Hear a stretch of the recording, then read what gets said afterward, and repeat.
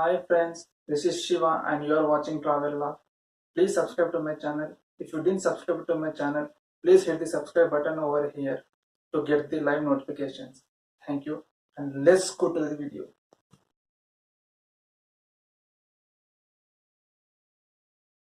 This part park, part museum, part concert hall swallows central Manhattan, and many of the city's most notable attractions are situated next to it or within its limits. One of many signature landmarks of New York City, the Brooklyn Bridge is also one of the oldest suspension bridges in the country. Its 6 lanes includes one pedestrian and bicycle walkway span the East River, connecting Manhattan to Brooklyn. Walking across the bridge remains a tourist pastime.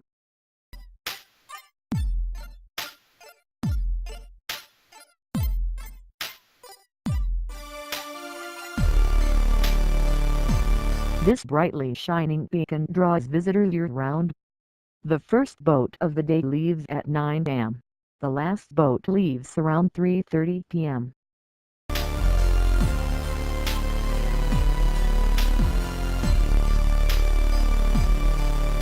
Some out-of-towners spend their entire New York trip at one show or another on the Broadway circuit. And if you like plays and musicals, this is where you should be. The Great White Way represents the heart and soul of American theater. Travelers agree that attending a Broadway performance is a must on any visit to the Big Apple.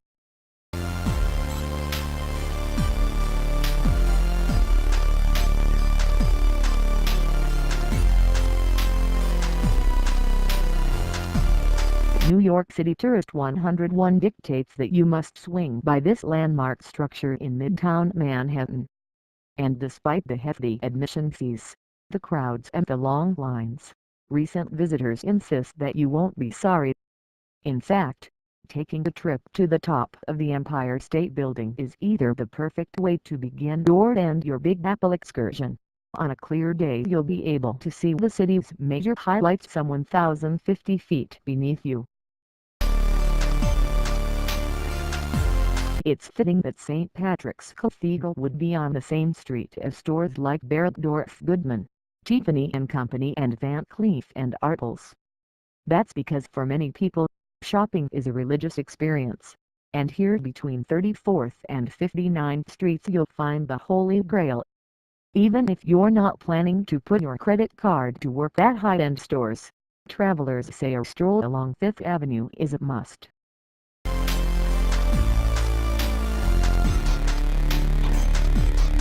At this beautiful train station, you can eat some lunch or shop till you drop, but recent travelers most enjoy just taking in the scenery. Before you enter, be sure to snag a few shots of the ornate Beaux-Arts neoclassical architecture outside. Inside the celebrated main concourse, you're treated to glimmering marble floors, gold and nickel-plated chandeliers and a sky-themed ceiling.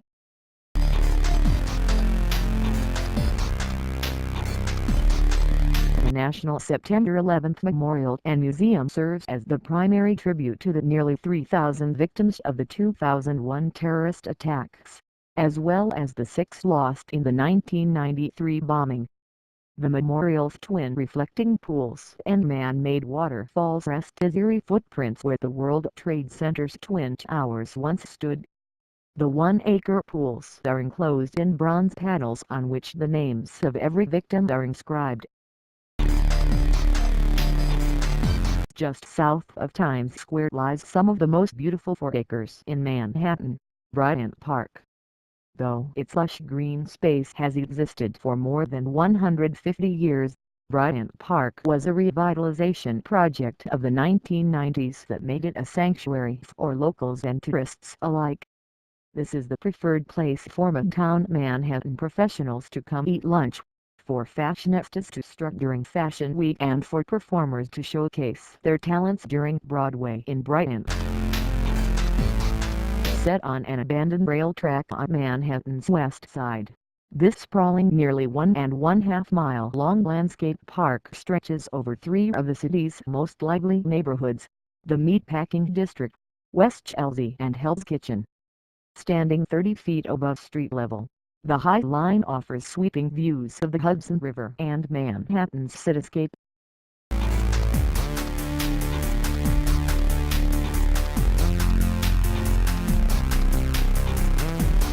No museum in the United States is as celebrated as the Metropolitan Museum of Art, spilling over with masterpieces from all over the world, including notable collections from ancient Egypt and classical antiquity.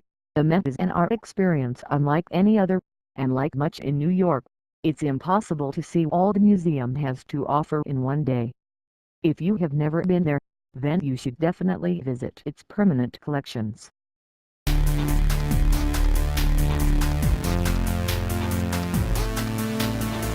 Stroll through the courtyard of the Metropolitan Opera House even if you're not going inside for a performance.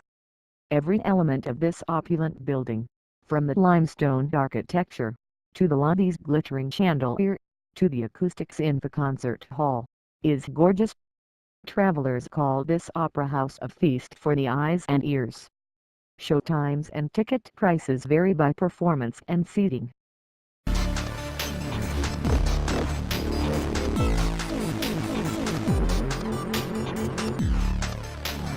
Some say that Times Square is like the five-block metaphor for New York City itself. It's exciting, colorful and always jumping. Others describe this area of Midtown Manhattan as artless, overpriced and congested. Perhaps this commercial stretch from West 42nd to West 47th Street is a little of both, and though locals would advise you to avoid it, you should at least catch a glimpse of its neon lights. The Guggenheim is one of the most well-known art museums in the country, and it's just as renowned for its cutting-edge design as it is for its pieces. The coiled building stands out on Fifth Avenue at 89th Street. Inside, the halls are chock full of some of Norman Rockwell's, Pablo Picasso's and Vasily Kandinsky's best work. Travelers agree this museum never fails to impress. Visitors love the building's design and architecture, and the variety of works housed within.